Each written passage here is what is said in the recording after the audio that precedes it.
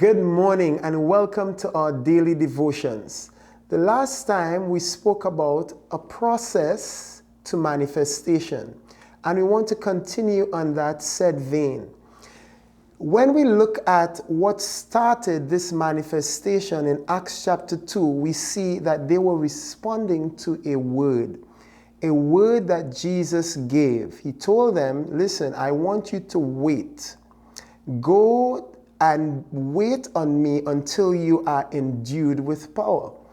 And it's important that we open our hearts and minds to the Word of God.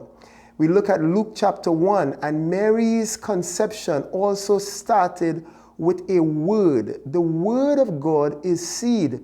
The angel, he appeared to Mary and he said, "Blessed art thou among women." And he started to roll out a prophecy to her, very direct prophecy. It spoke about a child being born, her giving birth to this child, a man child.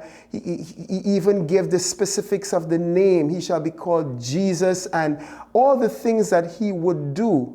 And she received this word. When we are in times of worship, my pastor will usually say that he stands with his Bible in worship opened so that he can see and receive a word. Worship is about receiving seed as well, not just about giving all our praise to him, because when we begin to worship, God responds, God speaks. We are in his very presence, and if I'm in your presence and I'm saying something to you, I expect that you will also respond to me. That's the word seed that is coming in the manifest presence of God. But Satan, he's after the word. And I want you to see this in Matthew chapter 13 and verse 18. How the enemy will come after your word seed. He will come after your word seed, because if that seed is planted, then there is an opportunity for manifestation.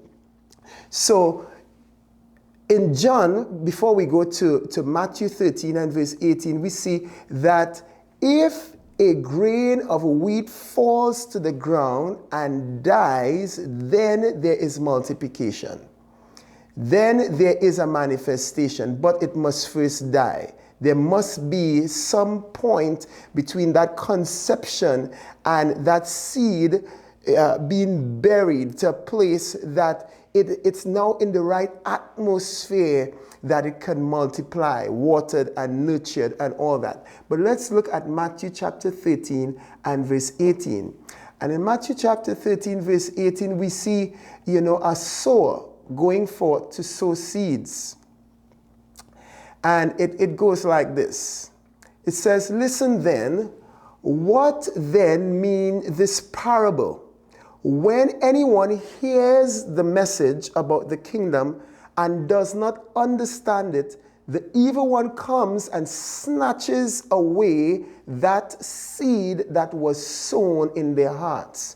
So that's the first thing.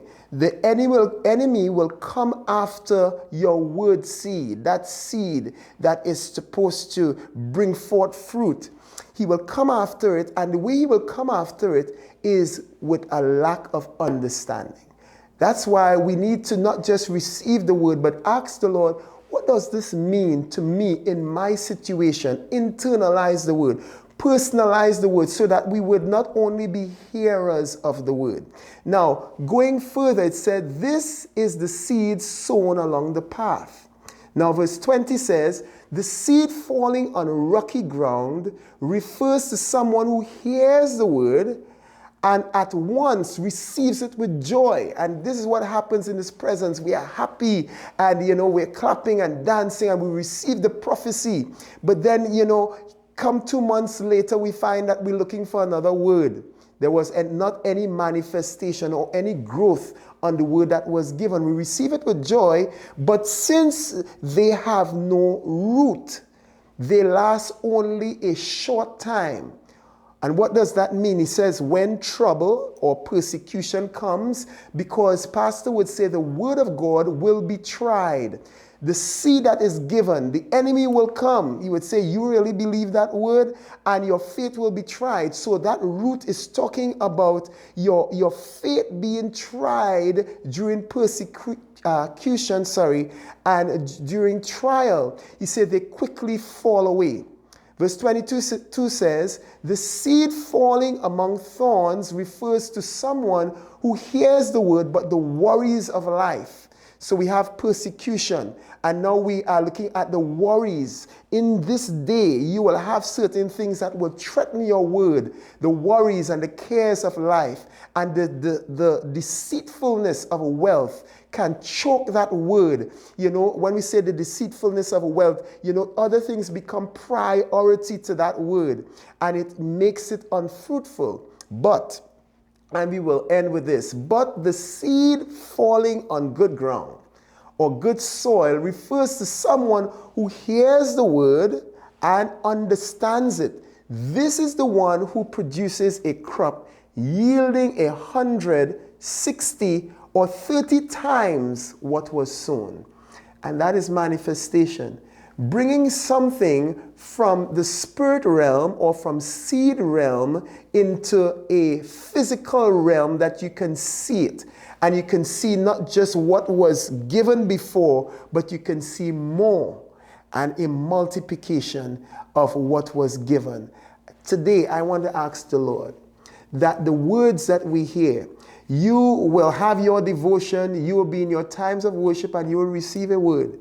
That word, I pray that that word will come to fruition in your life. May God bless you till we meet again.